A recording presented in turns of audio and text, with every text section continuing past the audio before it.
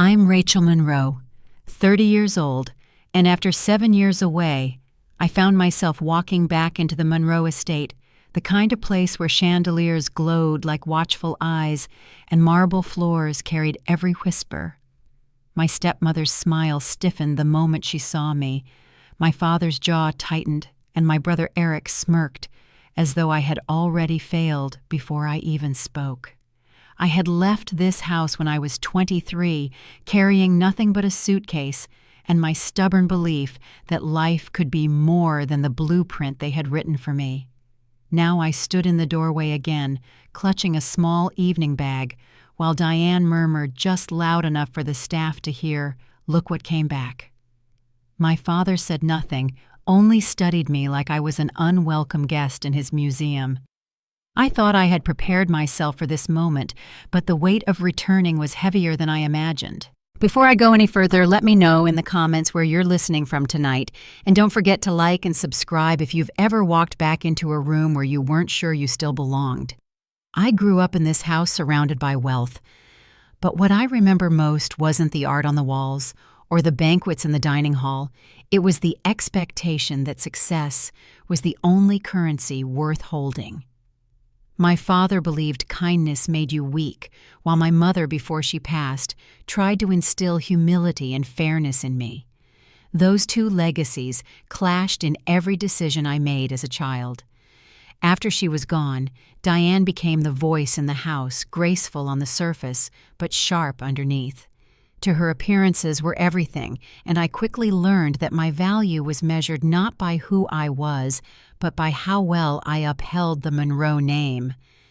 By the time I was in college, my future had already been charted. My father bragged about my grades, the internships he secured, and the place waiting for me at his company beside Eric. But what he didn't see was the other part of me, the one fascinated with cyber defense. The kind of work that didn't earn headlines but kept ordinary people safe. I wanted to carve out a life built on service, not on boardrooms and gala dinners. To him, that desire was betrayal. To Diane, it was proof that I was difficult, ungrateful, and unwilling to fall in line. Eric never argued. He simply slipped into the role of heir polished and prepared his path free of resistance. I stayed quiet for years, hiding the growing divide, until the moment came when I could no longer pretend. A letter arrived, offering me a position in federal service. It was the opportunity I had dreamed of, the chance to stand on my own without my father's influence. But when I shared the news, the silence that followed was heavier than any lecture could have been. My father's voice finally cut through, sharp and final, telling me I was no longer his daughter if I chose that path. That night, I packed my things, and by morning the locks had been changed. Now, years later, I stood in the very place where my life had been split in two. My family didn't ask where I had been, didn't ask why I returned, and didn't offer a single word of welcome.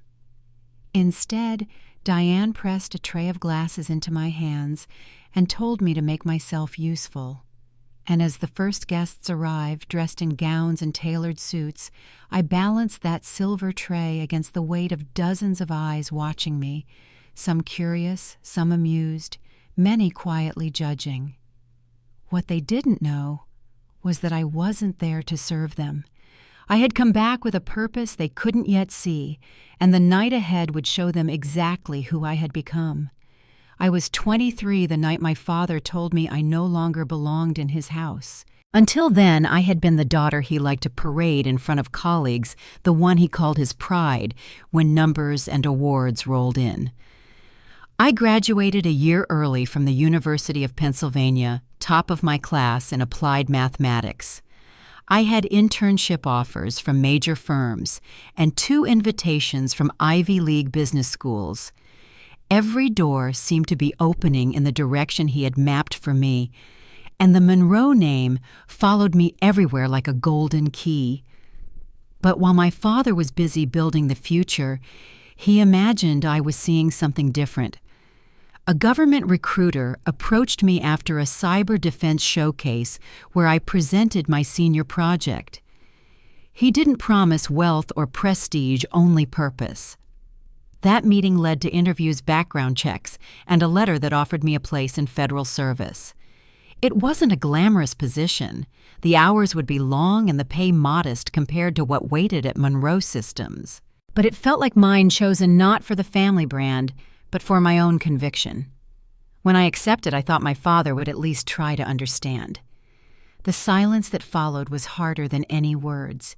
He sat in his study with a glass of scotch staring at me as if I had thrown away everything he had invested. After a long pause, he told me I was making a very expensive mistake. I tried to explain that I wasn't rejecting him, only choosing a path where I could serve a greater purpose. His expression never softened. He told me public service was for people who couldn't handle the real world, and that no daughter of his would waste her life in shadows. Diane sat nearby, adding her sharp remarks about how I only wanted attention, and how if they hadn't praised Eric so much, I wouldn't be sabotaging my future. Her words cut, but it was my father's that closed the door. We argued until my voice gave out, but nothing moved him. Finally, he stood, pointed to the front door, and gave me a choice: follow the blueprint he laid out, or leave the house for good. My hands shook as I carried my suitcase down the staircase, the marble floor echoing each step like a drumbeat of exile. No one followed me. Eric passed me in the hallway that morning with a shrug, saying, "Only, not everyone's cut out for success." By the next afternoon, the locks had been changed. I spent the first 2 years above a laundromat in a neighborhood where no one knew my last name. The walls were thin, the ceiling leaked in winter, and my paycheck barely covered rent. I worked rotating shifts, cleared security gates before dawn, and endured the sharp tone of supervisors who didn't care where I went to school. It was a different world, stripped of the polish I had been raised in, but it forced me to grow. I learned to measure my worth in perseverance rather than approval. The loneliness was real, yet so was the freedom. Back at the Monroe estate, life carried on without me. Eric stepped seamlessly into the role of heir, his path smoothed by our father's resources and Diane's careful networking. I watched from a distance when news articles featured Monroe Systems, each one celebrating innovation and growth. No one mentioned the daughter who once stood beside him at galas and company tours.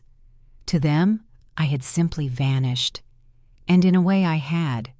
The years pressed forward, and though I gained recognition within my field, I never once returned home. All of that history pressed on me the night I walked back into the estate. Diane's voice carried across the foyer as she ordered me to carry champagne. My father avoided my eyes as though I were just another member of the staff. Eric looked pleased, his smirk a reminder that he had won the role I refused. I balanced that tray and moved through the room, every whisper about my wasted potential ringing in my ears. They didn't know I carried credentials and authority that no banquet guest could diminish. They still saw the girl they had cast out, the daughter who had chosen the wrong path. And I let them see that version for a moment, because I knew what was coming would turn their silence into something else entirely. Balancing the tray in my hands, I slipped into the current of guests moving across the polished floor. The glow from the chandelier reflected against glassware, catching fragments of hushed voices as people recognized me. Some glanced quickly away, while others leaned closer to each other, whispering with the kind of curiosity that carried more weight than words ever should. I heard bits of speculation drift through the air, questions about why I had left, guesses about what had happened, and judgments about what I had become. Every remark passed as though I were invisible, yet each one pressed against me with familiar weight. I walked past the dining room, where 2 women in sequined gowns eyed me over their glasses of wine. One remarked that at least I had dressed modestly, as though restraint were the only virtue I had left. Another shook her head and murmured about wasted potential, a comment that stung, not because it was new, but because it had been rehearsed for years in different voices. my father's colleagues, old family friends, even people I once considered mentors. All of them spoke as if I had fallen from some pedestal they had built, not one I had chosen. I tried to hold my shoulders steady, focusing on the movements of the room rather than the words around me. The scent of champagne mixed with perfume and polished wood, a reminder of evenings long ago when I used to stand at these parties as the shining example. Back then, people would clap me on the shoulder and call me brilliant. Now they tilted their heads and speculated about failure, their voices softened but sharp enough to cut. It was a strange reversal, one that exposed how quickly admiration could sour when it was no longer convenient. I found myself near the fireplace, away from the loudest conversations. From there, I could still hear the strings of the quartet, their music drifting just above the low murmur of the crowd. The warmth of the fire should have been comforting, but it carried memories of another night, the night my father told me to leave. His voice had been steady then, but the silence that followed never really left me. It hovered even now, pressing in at the edges of the laughter and chatter, reminding me that no recognition from strangers could ever erase the scar of being cast aside by family. A man in his early 30s approached quietly, his tie slightly mismatched against his suit. He looked nervous as he glanced around before addressing me. "I just wanted to say," he began softly, "that your paper on intrusion monitoring changed the way my team approached defense mapping." For a moment, I wasn't sure how to respond.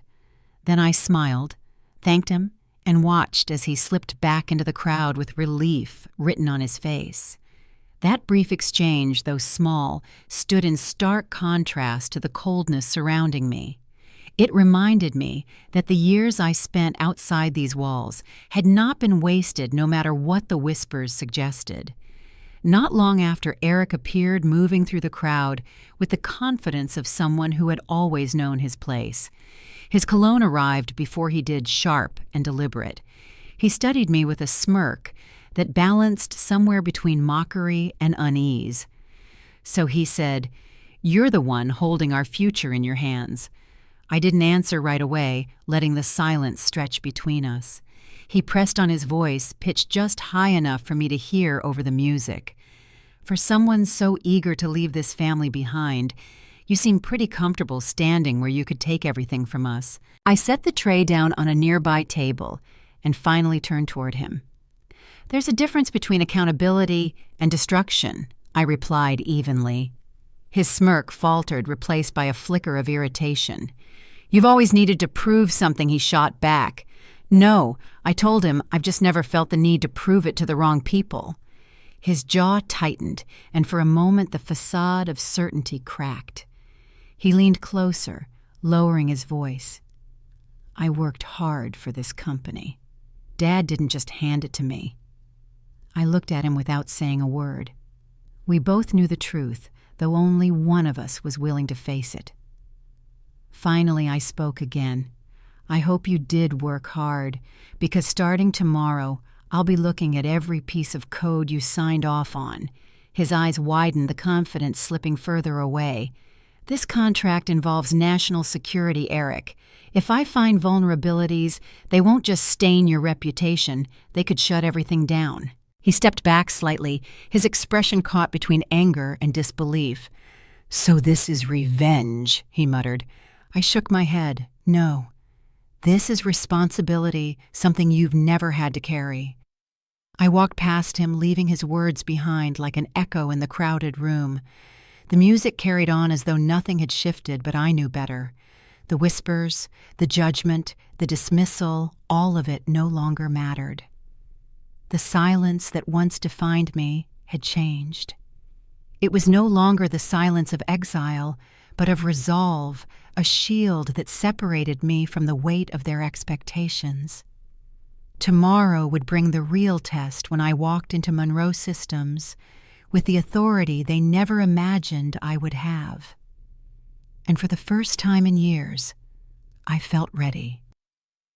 The air shifted when Richard Hale entered the room. He carried himself with the sharp posture of a man who had spent decades commanding respect, His gray suit perfectly cut his gaze firm, but not unkind. Conversations that had filled the hall only moments earlier faltered, leaving a pause that spread like ripples in still water. My father moved toward him with eager precision, extending his hand and greeting him as if Richard's presence was the crown jewel of the evening. "Richard, it's an honor," Thomas said, his voice bright and rehearsed. "Let me introduce my son Eric, our lead strategist." Richard shook Eric's hand politely, giving the kind of acknowledgement that felt more like courtesy than recognition. His attention didn't linger there. Instead, his eyes drifted across the room, pausing when they found mine. His brows rose slightly, and then a faint smile broke across his face, one of familiarity, not formality. Without hesitation, he began making his way through the crowd, ignoring the carefully laid script my father had envisioned for the night.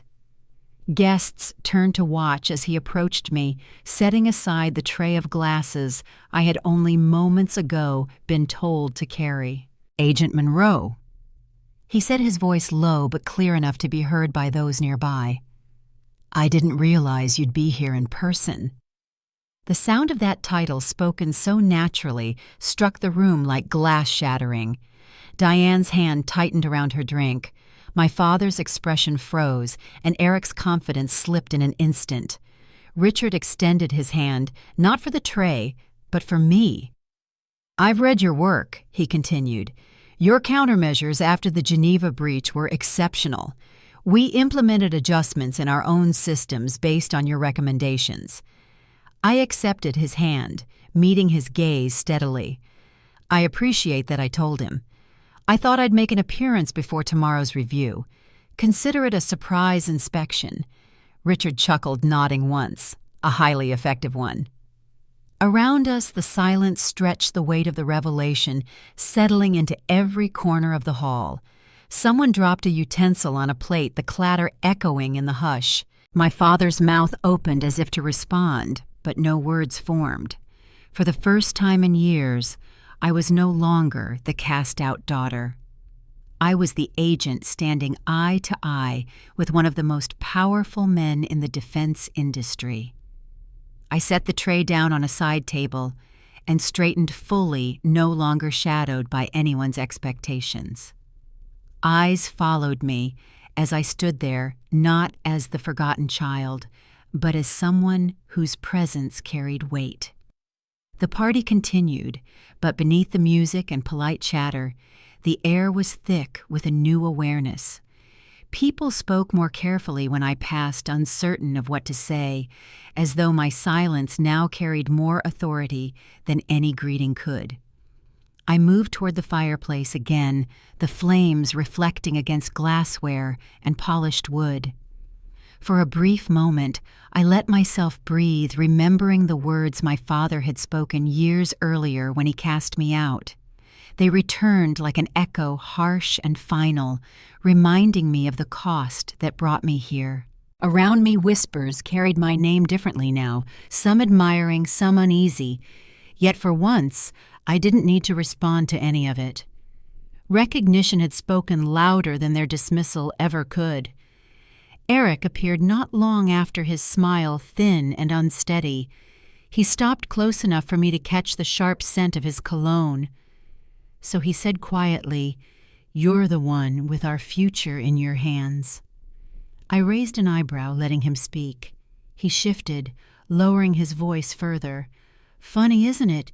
You left this family behind, and now you're the one deciding if we fall apart." I didn't flinch. "There's a difference between responsibility and revenge," I said. His smirk faltered, but he pushed back. "You've always had something to prove." I shook my head once. "I just never felt the need to prove it to the wrong people." His face tightened, the confidence slipping away. "I've worked hard for this company," he said sharply. "Dad didn't just hand it to me." I studied him for a moment, then answered evenly. "Then I hope your work will stand on its own, because tomorrow I'll be reviewing everything you've approved. This isn't a family project, Eric. It's national defense." His shoulders stiffened, and the color drained slightly from his face. "So this is personal," he whispered. I stepped past him, leaving him in the wake of his own unease. "No," I replied softly. "This is accountability." The quartet played on their strings, filling the silence that followed me across the hall. Guests began to leave their goodbyes, measured their glances, lingering longer than before. My father remained near the model of his company's prized project, his posture rigid, his thoughts locked in a loop he couldn't escape. Diane stood beside him, her glass trembling just slightly, though she tried to hold it steady. They didn't approach me. Not one word, not even when the last guest stepped into the night. I walked out into the cool air, the heavy doors closing behind me. The night sky stretched wide, the stars dim against the glow of the estate's lights. Tomorrow would not be about whispered judgments or strained smiles. It would be about evidence, oversight, and truth. For the first time since I left this house, I knew exactly where I stood. The following morning, I arrived at Monroe Systems just before 8.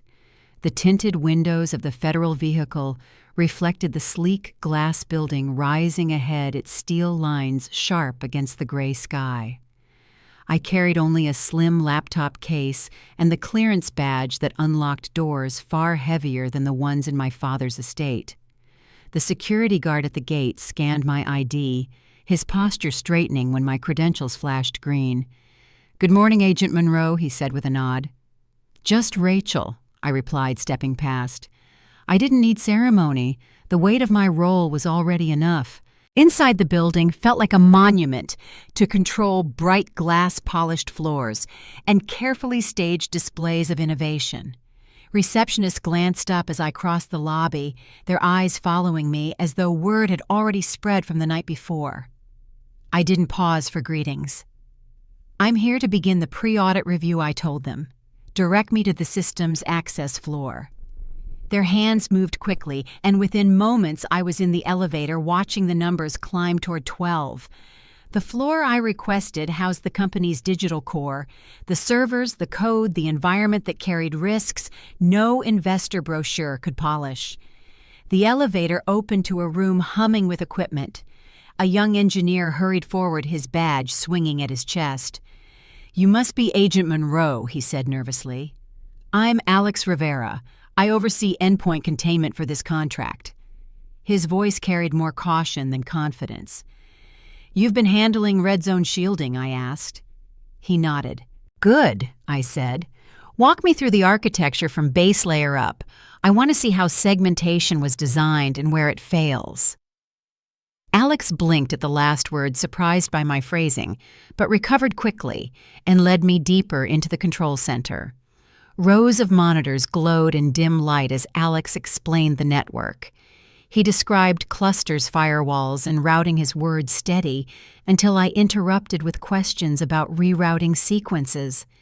His hesitation spoke louder than anything he said. "You didn't build this entirely in-house, did you?" I asked.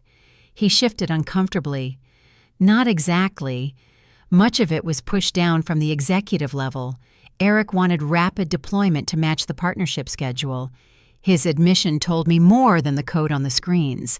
Eric had accelerated critical layers without final security testing. What sounded efficient to shareholders was dangerous for national defense. I kept my tone even. "How many on this floor understand the real-time signature behavior of the red zone?" Alex swallowed. "Just me and another engineer, but she transferred out last week." I jotted down his name.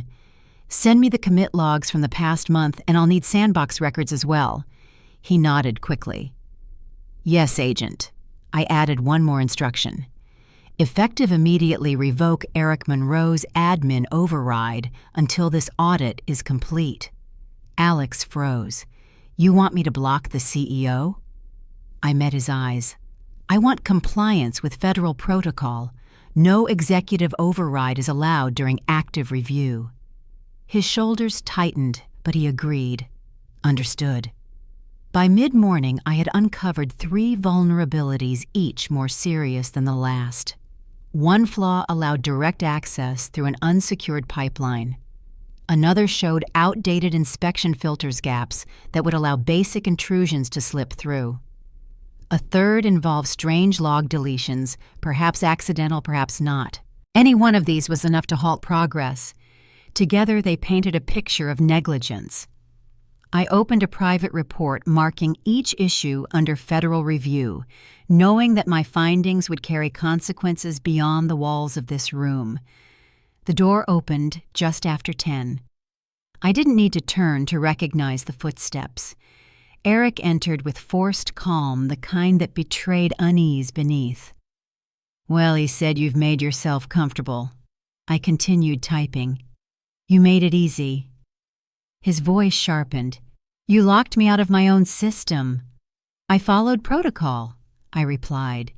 "You would know that if you read the compliance terms." He took a step closer.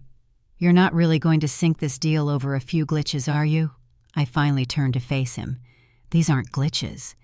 You pushed code into production without clearance, leaving the system exposed.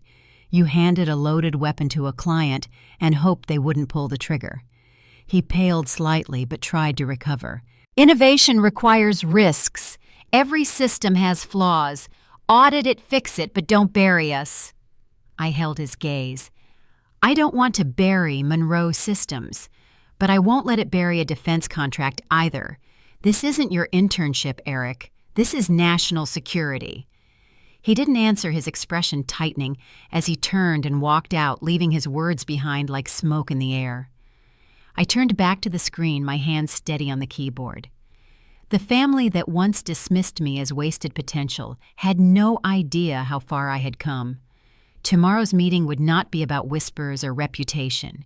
It would be about evidence laid bare, and for the first time, they would have no choice but to listen. The conference room at Monroe Systems was polished to perfection. A mahogany table stretched across the center with leather chairs lined neatly on each side. Bottled water sat like place markers, and a wall-sized screen waited for Eric's presentation. I took my seat at the far end, my black blazer and neutral badge marking me as an outsider to the corporate family gathered there. No one offered me coffee, and no one asked how long I would need. Their uncertainty hung in the air, and I welcomed it. Eric entered 15 minutes late, flanked by 2 assistants who avoided looking at me. He greeted the room with a strained smile, scanning the faces like he was searching for safe ground. My father followed closely behind posture-firm expression, unreadable though his eyes flicked toward me as if bracing for impact. The tension in the room spoke more clearly than words ever could. He thought I had come to humiliate him. He was wrong. I had come to tell the truth. The doors opened again and Richard Hale stepped inside. His presence shifted the room immediately. Executives straightened. My father stood quickly, and Eric adjusted his tie. "Richard, welcome," my father said smoothly. "It's an honor." Richard nodded once before turning toward me. "Agent Monroe," he said with clarity. "Good to see you again. I trust your team has begun reviewing the systems." I nodded. "We've started our analysis. I'll share a preliminary briefing once Eric concludes his demonstration." My father blinked, caught between surprise and irritation. Richard's response was firm. "She has full audit authority." "You were notified, Thomas." The meeting began with Eric's presentation.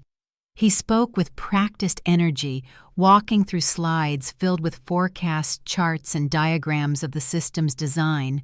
His tone was confident, but I noticed the tremor in his voice each time I raised my pen to make a note. My father watched me from across the table, his hand tightening around his glass.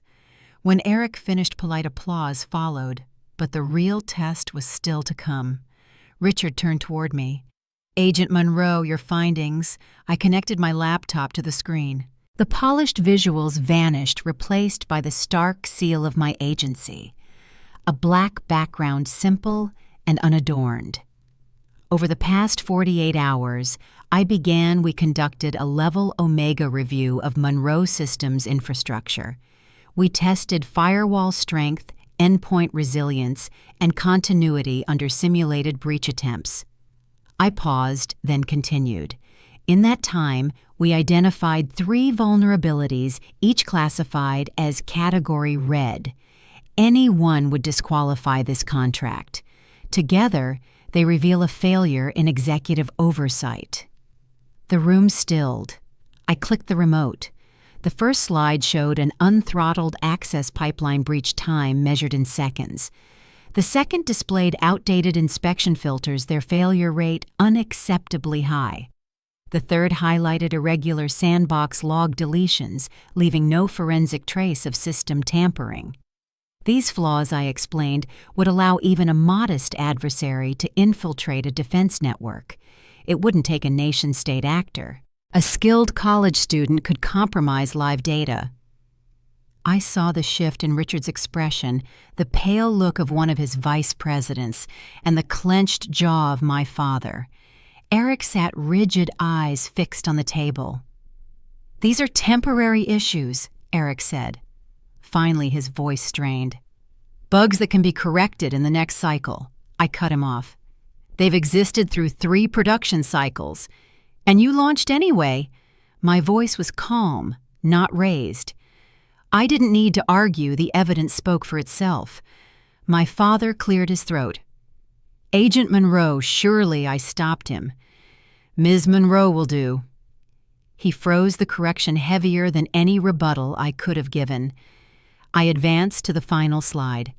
Access logs filled the screen, one highlighted in red. Override on safety protocols, time-stamped, executed by Eric Monroe. The room went silent. Eric's face drained of color. "I didn't disable safety," he insisted quickly. "I expedited integration to keep schedule."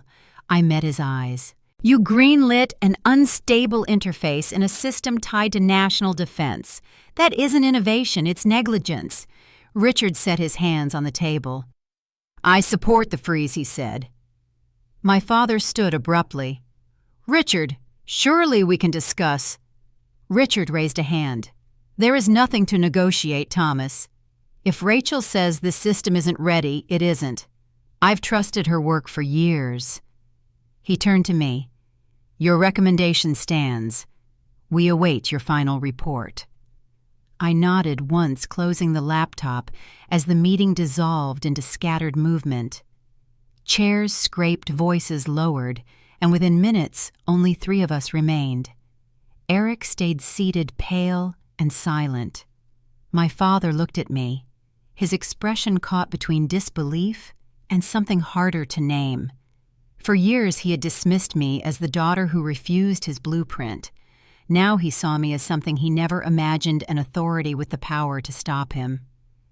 "You're this powerful," he said quietly, almost to himself. I didn't smile. I didn't come back for power. I came back to protect what matters, even if that means protecting it from you. With that, I rose and left the room. The study was just as I remembered it. Dark wood paneling, a grandfather clock ticking steadily, and the brass lion handle on the heavy door.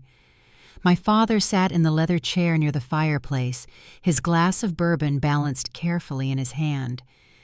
Diane lounged across from him with her legs crossed, a wine glass tilted dangerously, though she hadn't yet spilled a drop. Eric wasn't there, which was exactly how I wanted it. When my father spoke, his voice was measured but sharp. "You embarrassed me, Rachel." I closed the door quietly before answering. "No, you embarrassed yourself. I just pulled the curtain back." Diane gave a short laugh, swirling her glass, as if the sound of her voice could fill the silence.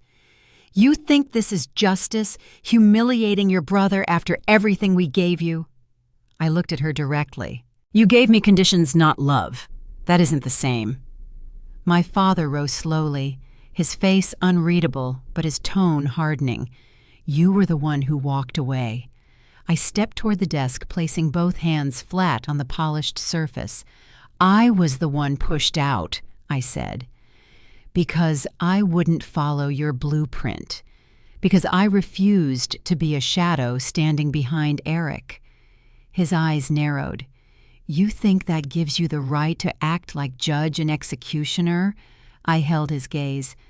I didn't come to punish, but I also didn't come to apologize for becoming someone you didn't expect. Diane stood now, her voice rising. You were always dramatic, Rachel, always trying to prove you were special. You could never just be normal. I turned to her calmly. Normal or obedient? Her steps slowed as she came closer, her eyes flashing. You think you're better than us now because some defense executive praised your little project, I answered evenly. You mean the directive I wrote that prevented an international breach? That project? Her mouth opened then shut without a word. My father's shoulders dropped slightly as he returned to his chair. For a moment his tone shifted lower and quieter. I never hated your intelligence, he admitted.